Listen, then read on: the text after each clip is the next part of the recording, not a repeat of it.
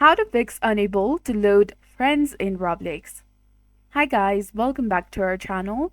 So here's how you can fix the unable to load friends issue in Roblox. So first of all, you need to go ahead and launch your favorite web browser and then go to roblox.com and make sure that you're logged in with your specific account.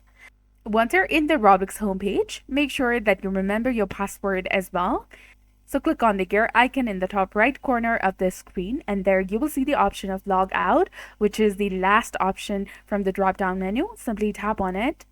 And after logging out, click on the three dots in the top right corner of your Google Chrome web browser. After that, tap on settings, which is below the help section from the bottom of the screen. Now once you're over here, find and click on reset settings, which you will find below the system settings.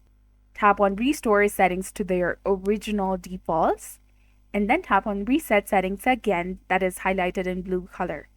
After doing this, you can close and reopen your browser and then log back in to your Roblox account on roblox.com. Or you can launch the Roblox app and log into your account as well. Hopefully this will fix the problem and your friends list will load correctly again. So if this was helpful, please like, subscribe to our channel. Thanks for watching. See you in the next time.